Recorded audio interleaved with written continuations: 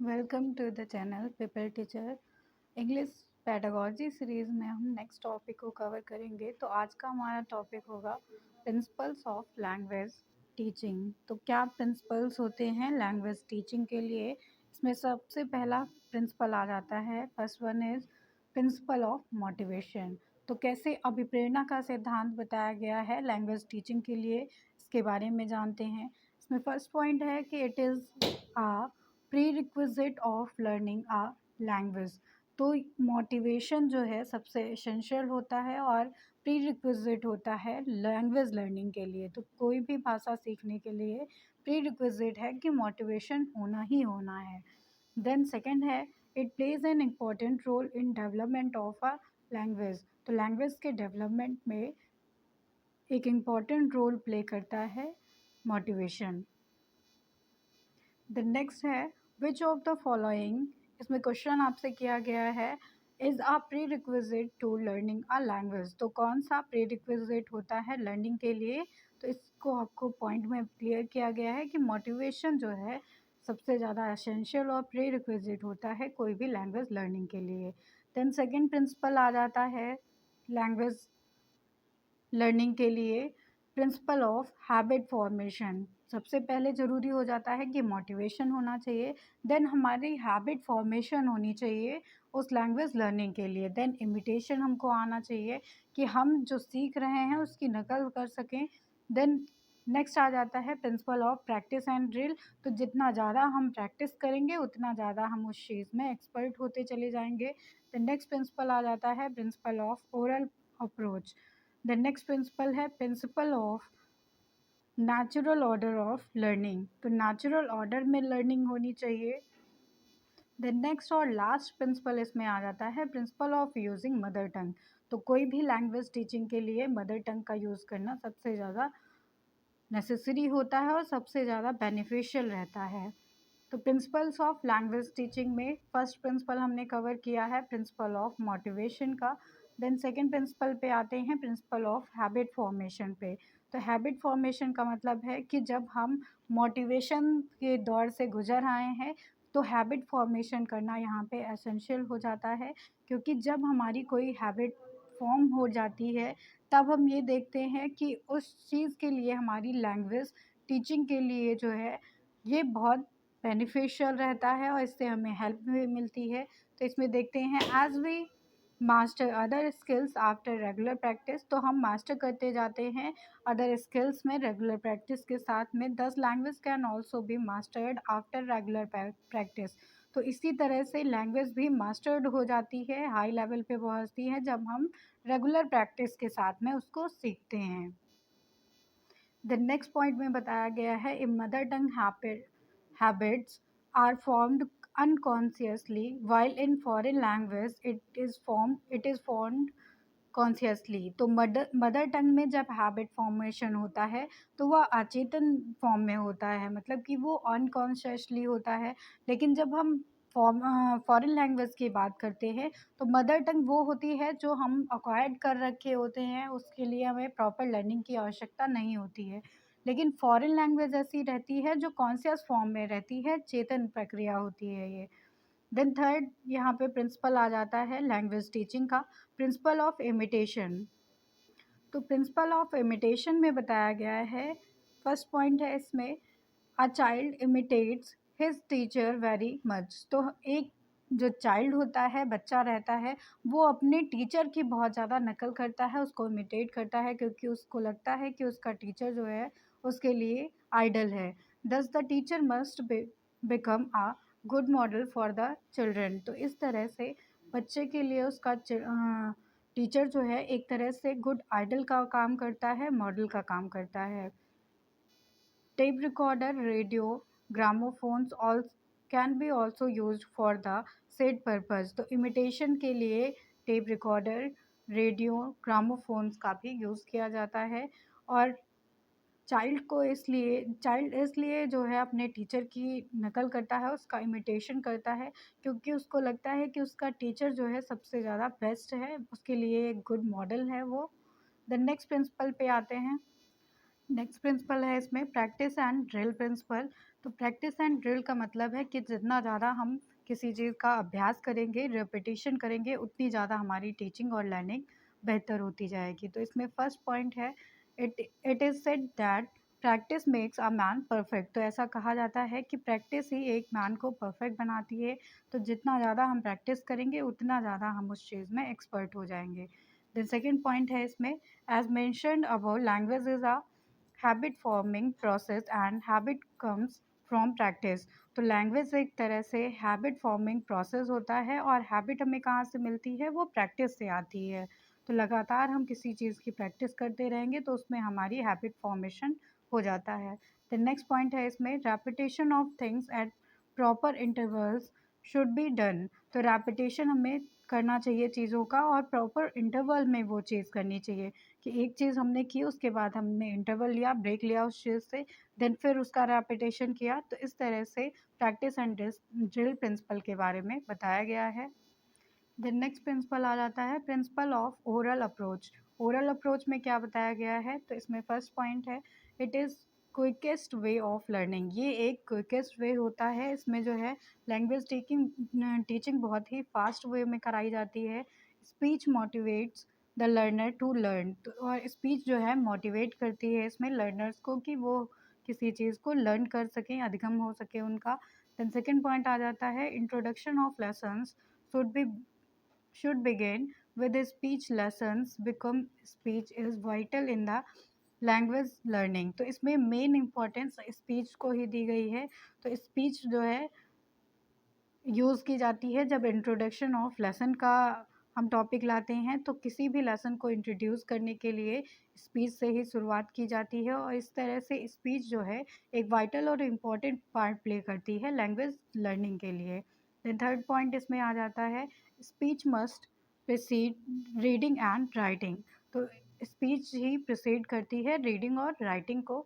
यहाँ पे भी टीचिंग की जो है स्किल्स का यूज़ किया जाता है, LSRW, मतलब कि लिसनिंग और speaking, writing and reading and writing. तो इस लिसनिंग और स्पीकिंग स्किल जो हैं ये वो ओरल में आती हैं। तो ओरल अप्रोच में लिसनिंग और स्पीकिंग स्किल को इंक्लूड किया गया है। द नेक्स्ट पे आते हैं, तो नेक्स्ट प्रिंसिपल है इसमें, principal of natural order of learning का। तो नेचुरल ऑर्डर में लर्निंग होनी चाहिए। These skills should be taught in their natural order. तो ऐसा बताया गया है कि जितनी भी लैंग्वेज स्किल्स होती हैं, जैसे कि 4 स्किल्स हैं, तो ये नेचुरल ऑर्डर में ही सिखाई जानी चाहिए, पढ़ाई जानी चाहिए। जैसे कि इनका ऑर्डर होता है LSRW का, सबसे पहले लिसनिंग स्किल आती है, देन सेकेंड नंबर पे स्पीकिंग स्किल आती है, थर्ड नंबर पे रीडिंग स्किल आ जाती है, और फोर्थ नंबर पे राइटिंग स्किल आती है। Because a child first listen to sound of the language. क्योंकि सबसे पहले बच्चा सुनना सीखता है, तो वो साउंड सीखता है किसी भी लैंग्वेज का। देन स्पीक, तब वो बोलना सीखता है। उसके बाद देन स्टार्ट रीडिंग, इसके बाद बच्चा बोलने के बाद जो है पढ़ना सीख जाता है, और उसके बाद लास्ट प्रोसेस में वो लिखना सीखता है। तो इस तरह से principal of natural order of learning को समझाया गया है। द नेक्स्ट प्रिंसिपल पे आते हैं। नेक्स्ट एंड लास्ट प्रिंसिपल है, principle of using mother tongue. तो मदर टंग का यूज़ करना चाहिए लैंग्वेज टीचिंग के लिए। इसमें फर्स्ट पॉइंट बताया गया है, many linguistics are against the use of mother tongue in teaching foreign language. तो इस तरह से काफ़ी ऐसे लिंग्विस्टिक्स हैं जो अगेंस्ट में हैं कि मदर टंग का यूज़ नहीं किया जाना चाहिए फॉरेन लैंग्वेज को टीच करने के लिए, पढ़ाने के लिए। देन सेकेंड पॉइंट आ जाता है, input from the target language in a simple graded manner can help. तो इनपुट्स ऐसे होते हैं जो टारगेट लैंग्वेज से मिलते हैं, वो हेल्प प्रोवाइड करते हैं।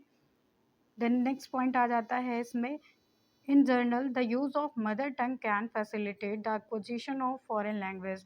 इस तरह से जर्नल बात की जाए तो इसमें जो है यूज़ ऑफ मदर टंग का यूज़ करना हमें फैसिलिटेट करता है कि हम कैसे फॉरेन लैंग्वेज को अक्वायर कर सकें, उसका एक्विजिशन कर सकें। तो इस तरह से लास्ट प्रिंसिपल बताया गया है, principle of using mother tongue. Mother tongue का यूज़ करके हम फॉरेन लैंग्वेज को अक्वायर कर सकते हैं इजीली। अब प्रिंसिपल्स के बाद हम करेंगे कोठारी कमीशन को। तो कोठारी कमीशन में क्या बताया गया है पहले ये देख लेते हैं। कोठारी कमीशन एक बहुत ही इम्पोर्टेंट टॉपिक हो जाता है और ये चला था 1964 से लेकर 1966 तक, और इसमें 3 लैंग्वेज फॉर्मूला का के बारे में बताया गया है। तो ये बहुत इम्पोर्टेंट पॉइंट हो जाता है कि कोठारी कमीशन में 3 लैंग्वेज फॉर्मूले की बात की गई है। तो फर्स्ट पॉइंट में बताया गया है कोठारी कमीशन के बारे में, इन हिंदी स्पीकिंग स्टेट्स, जैसे कि हिंदी स्पीकिंग स्टेट्स में कौन कौन से 3 लैंग्वेज फॉर्मूलाज होते हैं। तो हिंदी स्पीकिंग स्टेट्स में फर्स्ट लैंग्वेज हो जाती है हिंदी की, देन सेकेंड लैंग्वेज इसमें आ जाती है इंग्लिश की, और थर्ड में आ जाता है MIL लैंग्वेज। तो MIL में मल्टीलिंगुअल नेशनल जो है इंटरनेशनल लैंग्वेज आती है, और इसके बाद नॉन हिंदी स्पीकिंग स्टेट्स आते हैं सेकंड नंबर पे। तो नॉन हिंदी स्पीकिंग स्टेट्स में फर्स्ट जो है लैंग्वेज आती है उस रीजनल की, जैसे कि नॉन हिंदी स्पीकिंग स्टेट है वहाँ पे जो रीजनल लैंग्वेज होगी उस क्षेत्र में जो लैंग्वेज बोली जा रही होगी, जैसे कि कन्नड़ है, मलयालम है, या कोई भी भाषा होगी वहाँ की, वो हो जाएगी। देन सेकेंड लैंग्वेज यहाँ पे हिंदी हो जाती है, और MIL लैंग्वेज में यहाँ पे इंग्लिश हो जाती है नॉन हिंदी स्पीकिंग एरियाज में। देन थर्ड नंबर पे आते हैं, it's primary aim is to promote multilingualism and national harmony. तो कोठारी कमीशन का जो एम था, प्राइमरी एम माना गया, वो ये था कि प्रमोट करना मल्टीलिंगुअलिज्म को और नेशनल हार्मनी को प्रमोट किया जाए। इस तरह से कोठारी कमीशन चला था 1964 से 1966 तक, और इसमें जो है 3 लैंग्वेज फॉर्मूले की बात की गई है। हिंदी स्पीकिंग स्टेट्स में हिंदी, इंग्लिश और MIL लैंग्वेजेस आती हैं। नॉन हिंदी स्पीकिंग एरियाज में रीजनल लैंग्वेज आएगी, हिंदी आ जाएगी, और MIL में यहाँ पे इंग्लिश आ जाती है। तो नेक्स्ट टॉपिक पे आते हैं। नेक्स्ट टॉपिक है इसमें मैक्सिम्स ऑफ लैंग्वेज टीचिंग। तो लैंग्वेज टीचिंग के लिए कुछ मैक्सिम्स बनाए गए हैं, ये शिक्षण सूत्र होते हैं। तो कौन सा शिक्षण सूत्र पहले आता है इसमें ये देखते हैं, और कौन कौन से सूत्र आते हैं इसके बारे में बात करेंगे। फर्स्ट मैक्सिम्स हो जाता है नोन टू अननोन। तो फ्रॉम नोन टू अननोन मतलब कि जो बच्चे को पता है उससे जो है कनेक्ट करके उसे जो नहीं पता है वो चीज़ सिखाई जाए, ये यूनिवर्सल सिग्निफिकेंस होता है इसमें, और टीचिंग जो है इसमें सिस्टमैटिकली चलती है। देन सेकंड मैक्सिम्स आ जाता है इसमें सिंपल टू कॉम्प्लेक्स, मतलब जब बच्चों को पढ़ाया जाए तो फ्रॉम सिंपल से लेकर उन्हें कॉम्प्लेक्स यानी कि जटिल चीज़ों तक बताया जाए। तो जो सबसे इजी हो वो चीज़ पहले पढ़ाई जानी चाहिए, तब उसे जो है कॉन्सेप्ट पे ले जाना चाहिए। देन थर्ड मैक्सिम आ जाता है इसमें कॉन्क्रीट टू अब्स्ट्रैक्ट। तो मूर्त से अमूर्त की ओर जाना चाहिए। तो जो चीज़ें स्टूडेंट्स को दिख रही हैं पहले उन चीज़ों के बारे में पढ़ाना चाहिए जिन्हें वो टच या फील कर सकते हैं। देन सेकंड कॉन्क्रीट से लेकर फिर उसके बाद अब्स्ट्रैक्ट तक आना चाहिए। तो ये जो है उनकी इमेजिनेशन पावर होती है। अब्स्ट्रैक्ट का मतलब है अमूर्त चीज़ें जो बच्चे देख नहीं पा रहे हैं, जिसको वो टच नहीं कर सकते हैं। तो ये जो है मैक्सिम्स होता है कॉन्क्रीट टू अब्स्ट्रैक्ट का। देन फोर्थ मैक्सिम्स आ जाता है इंडक्शन टू डिडक्शन का। तो फ्रॉम इंडक्शन टू डिडक्शन पे चलते हैं ये। तो रूल से लेकर ग्रामर पर चला जाता है फ्रॉम इंडक्शन टू डिडक्शन में। तो पहले रूल समझाए जाने चाहिए, देन एग्जाम्पल देना चाहिए। लेकिन डिडक्शन का मतलब हो जाता है कि रूल से एग्जाम्पल पर चला जाना चाहिए, लेकिन इंडक्शन का मतलब हो जाता है कि पहले एग्जाम्पल समझाए जाने चाहिए, तब उसमें जो है कंक्लूजन निकालना चाहिए या रूल बताए जाने चाहिए। देन फिफ्थ आ जाता है मैक्सिम्स में होल टू पार्ट्स, मतलब कि पहले होल बताना चाहिए, उसके बाद संपूर्ण जानकारी देनी देनी चाहिए, उसके बाद उससे कनेक्ट पार्ट्स के बारे में जानकारी देनी चाहिए बच्चों को। देन सिक्स आ जाता है मैक्सिम्स एनालिसिस टू सिंथेसिस, जिसको पार्ट टू होल भी कहा जाता है। तो इसमें जो है पार्ट से होल पे सिंथेसिस पे चला जाता है। इस तरह से आपको मैक्सिम्स बताए गए हैं। तो नेक्स्ट टॉपिक पे हम आते हैं, नॉम चॉम्स्की के बारे में पढ़ेंगे। तो नॉम चॉम्स्की एक बहुत इम्पॉर्टेंट नाम है इंग्लिश पेडागॉजी में। ये 91 ईयर के ओल्ड हैं नॉम चॉम्स्की।